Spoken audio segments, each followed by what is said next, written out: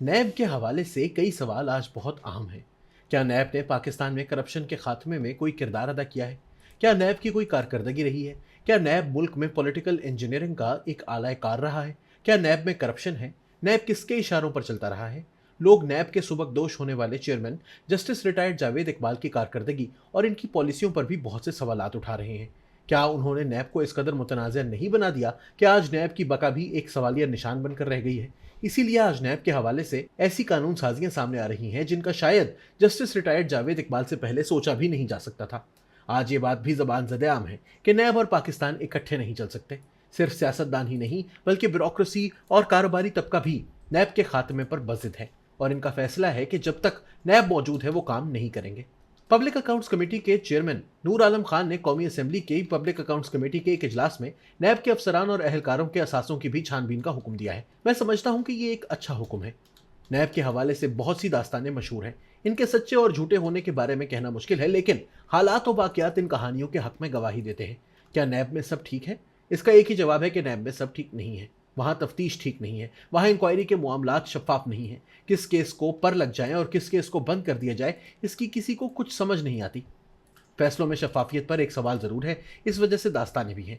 ये भी देखने में आया है कि कई दफा बड़े बड़े मामलात पर सर्द मोहरी दिखाई जाती है और कई दफा छोटे छोटे मामूली मामलात पर नैब बहुत मुतहरक नजर आता है। कहीं अरबों पर खामोशी और कहीं लाखों पर भी फुर्तियां नजर आती हैं।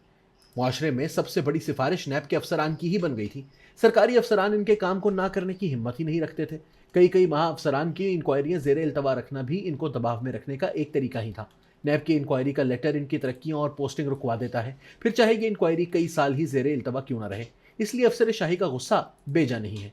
नैब में अच्छे लोग भी हैं, लेकिन ये भी हकीकत है कि कारोबारी लोगों के मामलात में दास्तानें सामने आई हैं। प्ली बार्गेन में दास्तानें सामने आई हैं। माजी में भी नैब के चेयरमैन को जब कौमी असेंबली की पब्लिक अकाउंट्स कमेटी ने बुलाया तो इसको बहुत बड़ा इशू बनाने की कोशिश की गई। लेकिन मैं समझता हूं कि कौमी असेंबली की पब्लिक अकाउंट्स कमेटी को नैब के एहतसाब का हक होना चाहिए। नैब को इस एहतसाब से मुबर्रा करार नहीं दिया जा सकता। माजी में इसकी हौसला शिकनी की गई है। जिसने भी नैब पर सवाल उठाने की कोशिश की, इसके खिलाफ कोई इंक्वायरी बनाकर इस एहतसाब से बचने की कोशिश की गई। आज नूर आलम के केस में भी यही किया गया है। लेकिन मैं समझता हूं कि नैब ने आज तक कितनी रिकवरी की है। नैब में इंक्वायरियों का निज़ाम कितना शफाफ है, प्ली बार्गेन के क्या असूल हैं, किसको कितनी मुद्दत देनी है, ये सवाबदीद क्यों है, इस पर नैब ने आज तक अपने अंदर कोई वाज़ेह कानून क्यों नहीं बनाए। हर केस में नया उसूल क्यों नजर आता है, इस सब का एहतसाब कौन करेगा। कौमी असेंबली की पब्लिक अकाउंट्स कमेटी इसका बेहतरीन फोरम है। मैं नई कानून साजी की इस शिक के हक में हूं कि जब तक केस फाइनल हो जाए नैब किसी भी इंक्वायरी की तफसीलात पब्लिक ना करे। ये मीडिया ट्रायल की पॉलिसी ने नैब को फायदा नहीं नुकसान पहुंचाया है। नैब को समझना चाहिए कि वो मीडिया की जंग नहीं जीत सकता, ये इसका काम नहीं है। गलत रेफरेंस पर सजा होनी चाहिए। किसी की जिंदगी से खेलने की खुली इजाजत कैसे होनी चाहिए? सजा होनी चाहिए।